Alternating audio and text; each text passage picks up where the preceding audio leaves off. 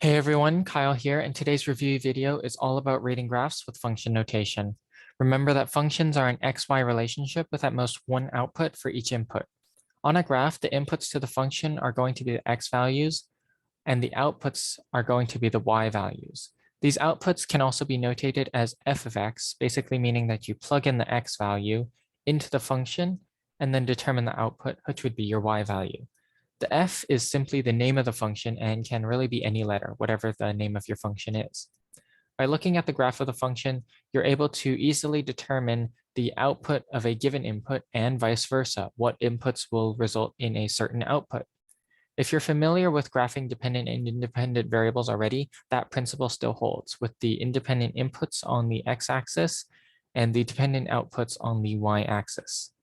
If we want to, for example, find f of 0, we're asking what is the output or the y value when x is equal to 0. And if we look at this graph, it would be 2. We can do the same thing for example, f of negative 2. We look at the graph for where x is equal to negative 2, and we see that the output, f of negative 2, is negative 4. We can also try doing the opposite, finding the input or the x value that gives an output of 5. We're basically asking for what value of x does f of x equal 5. So this time we're looking on the graph for where y equals 5, or our output equals 5. And we can see that that's going to be where x equals 1, and giving our answer of 1. Now let's put that to practice with some practice problems. Pause and try to figure out the answers for yourself, and then we'll go over them together. All right, let's work through these questions together now. For part A, we're asked to find the output of g of 2. So let's follow the graph of the function g to where x is equal to 2. And we see that when x equals 2, y, or the output, is going to equal 0. So g of 2 is equal to 0. Part B asks us to do the same thing, but this time for x equals negative 1. So follow the graph again, and we see that y is equal to 3, and therefore g of negative 1 is equal to 3. Part C is again the same process, and we see that when x is equal to 0, y is also equal to 0, meaning that g of 0 is equal to 0. And the point, side note, where x equals 0 has a special name. It's the y-intercept. So this is where the function intersects the y-axis. And based on that definition, can you guess what the x-intercept is? Well, that's where a function intersects the x-axis. So this function, g, has two x-intercepts. You'll see one at 0, 0, and one at 2, 0. And then lastly, for part D, we're kind of doing the opposite as the other three parts. This time we're looking for all of the outputs, we're looking for all of the inputs that will give us an output of 1. We'll follow the graph this time, and we'll look for where the graph has a y value of 1. And we can see that it's going to happen when x is about negative 0.5 and when x is about 2.5. Well, is it possible to have multiple answers? Well, yes.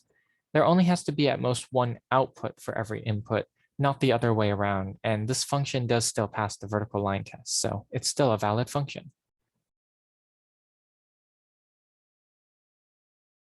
Here's another set of problems for you to try. It's the same process, but on a more unique looking graph. For context, these squiggly equal signs just simply mean equals approximately. And pause and try these problems for yourself. All right, let's review together now. For parts A and B, we'll look at the graph to where those x values are. So we'll see that h of x is equal to about 2 and negative 4, respectively.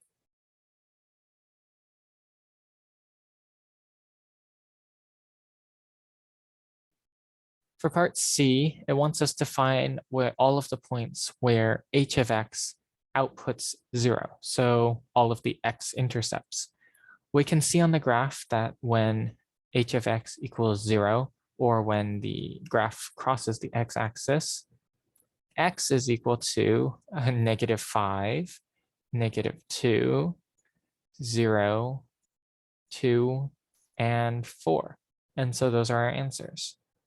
-5, -2, 0, 2, and 4.